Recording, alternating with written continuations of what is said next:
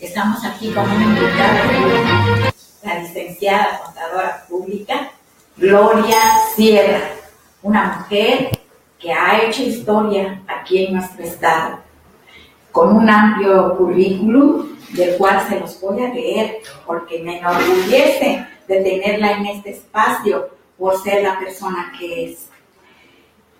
Está como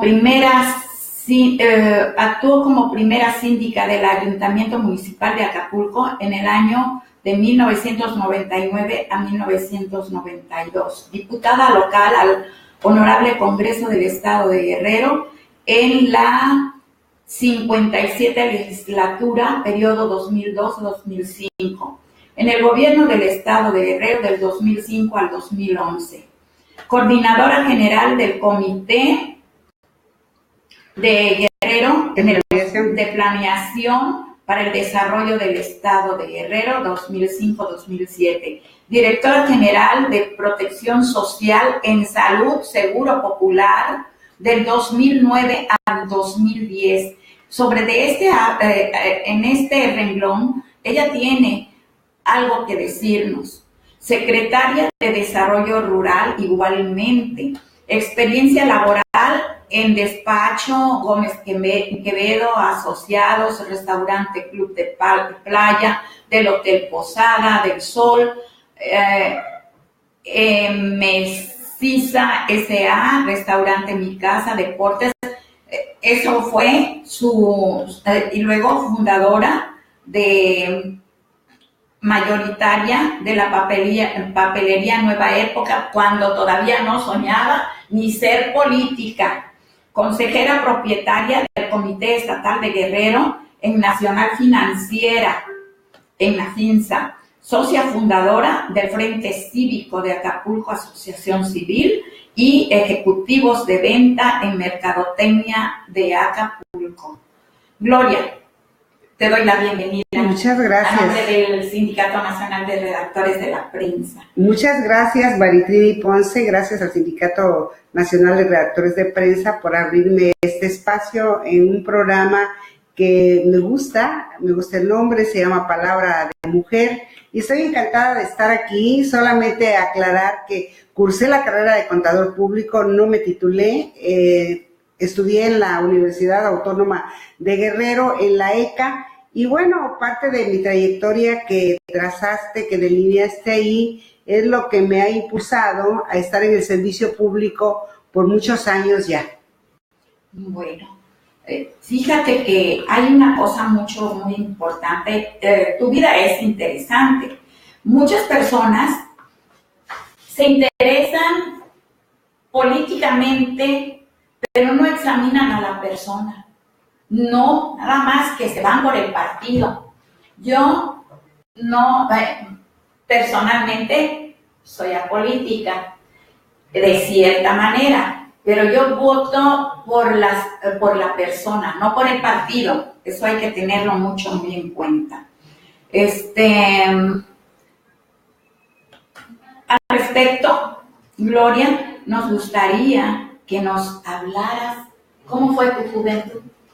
Bueno, una juventud en el pueblo, en Tecpan de Galeana, con muchas carencias, con muchas necesidades. Fue cuando en el pueblo no contábamos con energía eléctrica, nos alumbrábamos con candil, no teníamos agua corriente o agua potable, íbamos a carrear, como decíamos nosotros, el agua del río en cubetas, hacíamos nuestro yagual, y en la cubeta. Entonces, mi vida de trabajo, mis padres muy trabajadores, mi madre dedicada a complementar las actividades con acciones que realizaba.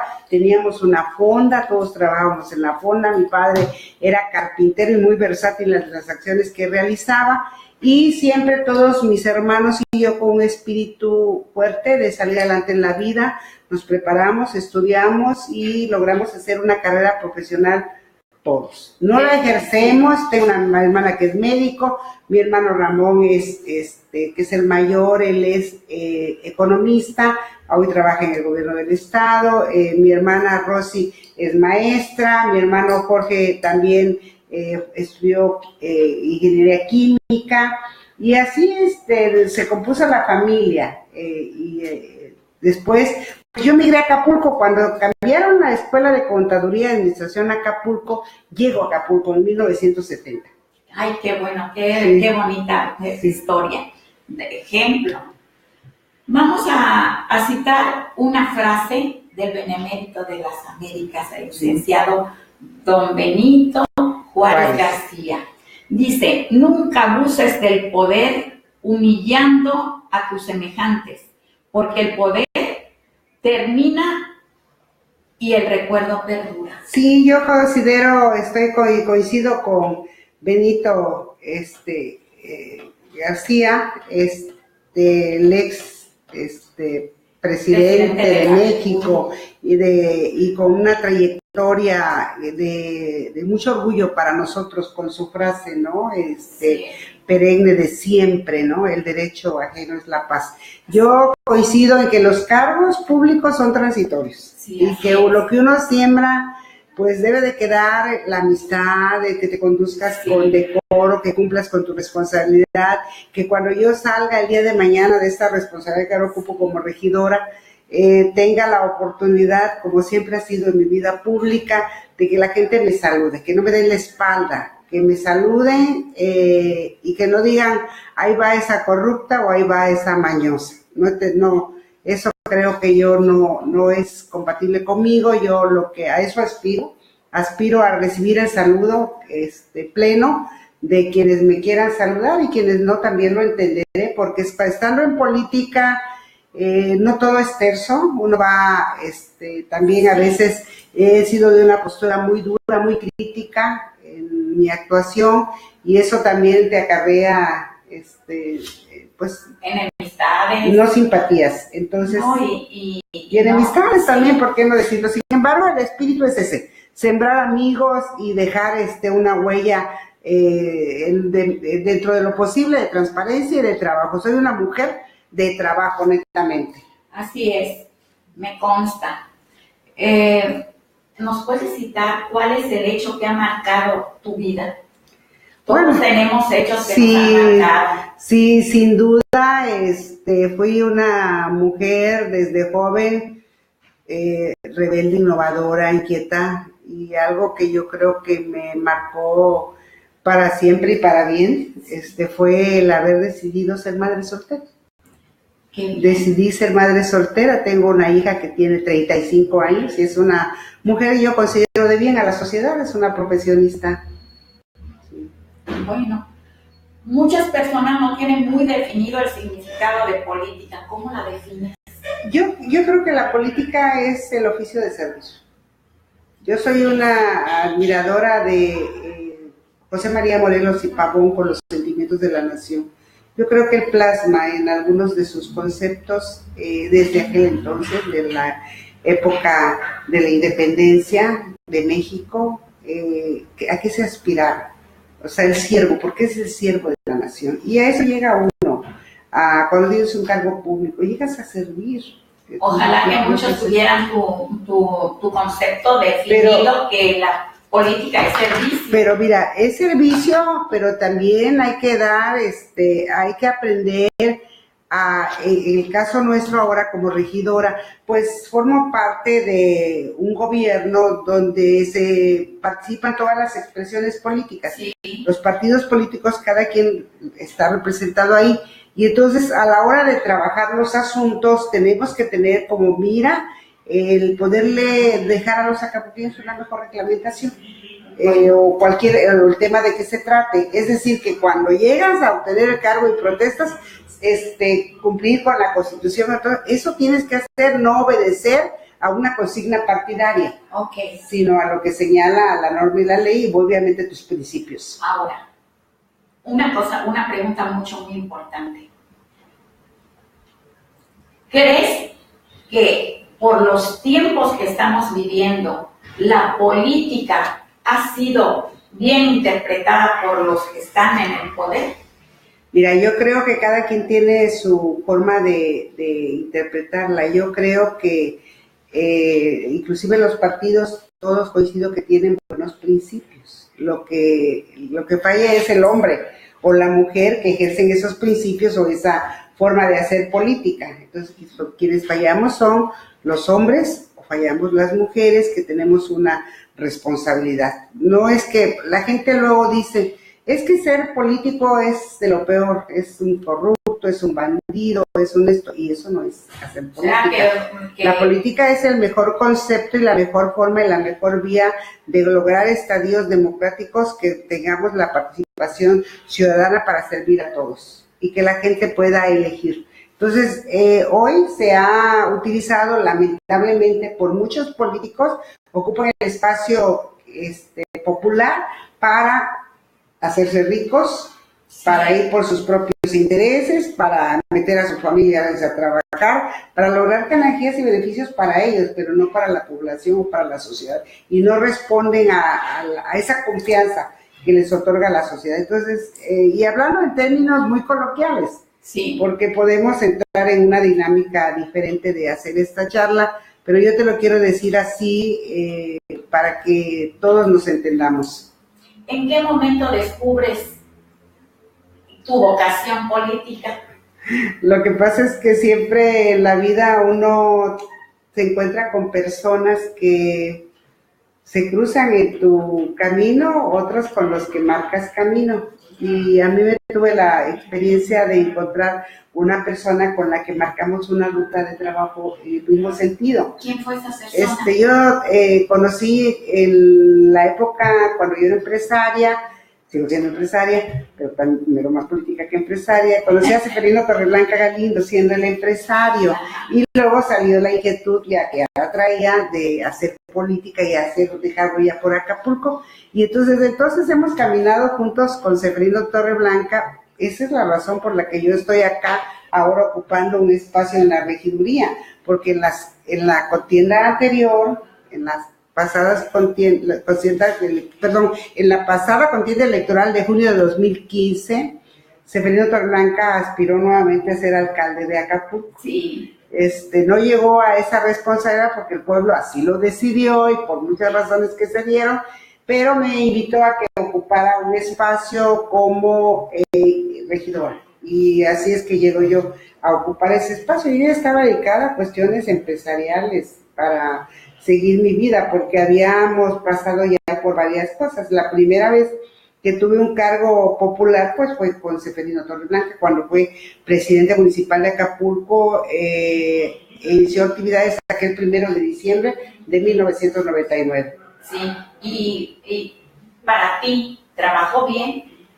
Seferino Torreblanca como alcalde. Sí, como alcalde. Yo creo que Seferino Torreblanca dejó huella. Llevó una buena administración, dejó obra importante en Acapulco. Yo fui su primera síndica y nos encontramos con que se había que poner en orden en lo que a mí me toca, el patrimonio del ayuntamiento.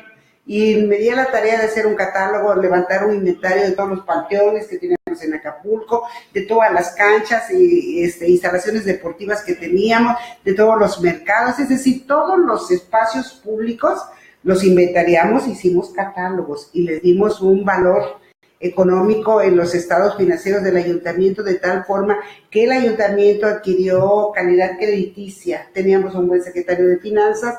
Por cierto, se hizo el relleno sanitario que no se contaba en Acapulco, era los desechos eran a cielo abierto, los se aventaban a cielo abierto y había aves de rapiña, mucho fauna nociva, y todo eso se controló y se hizo de lo más moderno en aquel entonces, y hasta la fecha sigue la misma técnica del relleno sanitario implementada en Acapulco. Se pactó con los campesinos para que entregaran por varios años en comodato varias hectáreas donde está ahora instalado el relleno sanitario. Entonces, pero para esto hubo necesidad de que regidores y todo el mundo se pusieran a trabajar y a capacitarse para poderlo lograr. Con Severino Torreblanca también se instaló un buen sistema de protección civil con el que no se contaba. Con Severino Torreblanca se hicieron obra importante que a veces no se considera, pero él fue el que inició la remodelación del área de la Quebrada, que es una zona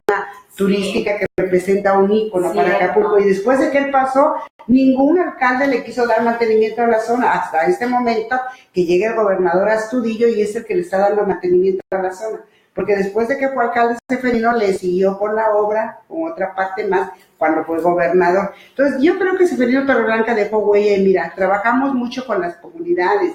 En el campo hay cosas que no se saben, pero él trajo a técnicos de Chapingo, hizo un convenio con la Universidad de Chapingo cuando fue presidente municipal, y los proyectos productivos que se trataron de detonar, que se detonaron y que no tuvieron seguimiento porque pusimos la escuela campesina, porque tiene que un alcalde que viene tiene que retomar lo que dejé el anterior. Se hizo la escuela campesina y se empezó a hacer la composta con la lombriz para lograr el saneamiento de las tierras, porque ahora se acostumbra que le echas un líquido que mata todo. Y entonces hoy, en ese entonces, Severino impulsó lo de la composta, impulsamos aquí la siembra de la tilapia con la compra de alevines, ya desde el gobierno de Severino, y se buscó reforestar estas comunidades que han vivido siempre de hacer carbón, como Guamuchitos, y otras comunidades, el Campanario, que se dedican, el Barrio Nuevo de los Muertos, a hacer carbón.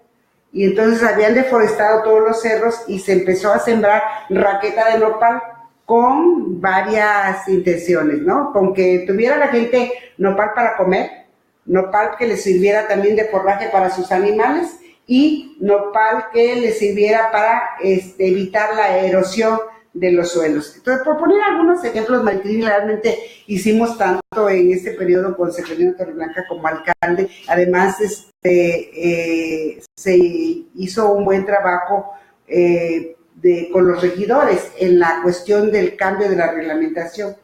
Entonces, pero no solo lo evalúo yo, la sociedad del pueblo de Acapulco, que lo recuerdan de ese periodo, dicen que tuvo una buena administración. Seguramente tuvo sus fallas. Y fue el que dejó un buen en el tesoro municipal.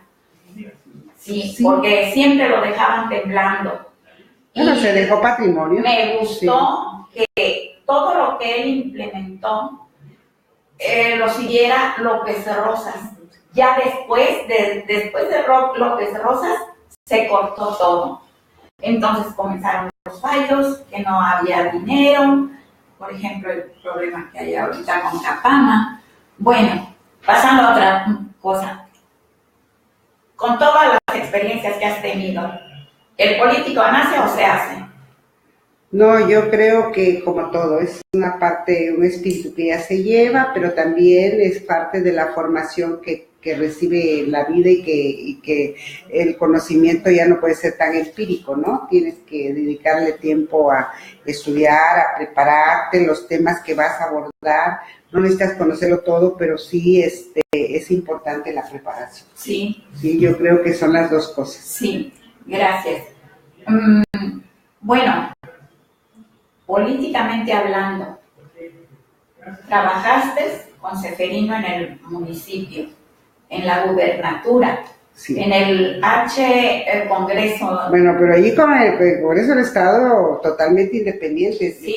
Cuando yo fui diputada, era gobernador del Estado el ciudadano René Juárez Cisneros. Sí. Él era gobernador y yo me tocó esta responsabilidad por elección popular. Yo contendí, hoy hubo una redistribución. En aquel entonces yo contendí por el distrito 26 y ahí obtuve el voto mayoritario y fue que fui a representar a los zacatepequeños en el Congreso. Gracias. ¿Con quién te ha gustado más trabajar? Yo creo que con todos. Allí en el Congreso me tocó tener como coordinador general del Congreso a un político de otro partido político, de otro partido, que es Juan José Castro Justo, él es del PRI. Tuvimos la oportunidad de trabajar y trabajamos de manera muy coordinada, sin que yo se vencieran mis principios, ¿no? O sea, y trabajé muy de acuerdo con todos. En el Congreso debates y defiendes tus ideas y propones y tomas acuerdos, y es una etapa importante en mi vida política, porque aprendí que ahí es donde más valoras que si tienes amigos o no, porque tú defiendes tu punto de vista con toda tu pasión y con toda tu energía y con toda tu convicción, pero también el otro diputado. Entonces, pero eso no significa que ya por ello somos enemigos, ¿no? O sea, ¿cuáles fueron tus logros dentro de la Cámara? Mira, lo principal para mí fue estar siempre a la defensa del uso del recurso público. Yo participé en la comisión el comité de vigilancia, la comisión de vigilancia y evaluación de la Auditoría General del Estado. Esa para mí fue una línea de trabajo fundamental, porque me permitió estar conociendo y estar debatiendo cómo estaba la cuenta pública del gobierno del Estado. Nunca di mi voto aprobatorio porque siempre venía incompleta. No venían estados financieros, no venía más que la información que nos querían dar.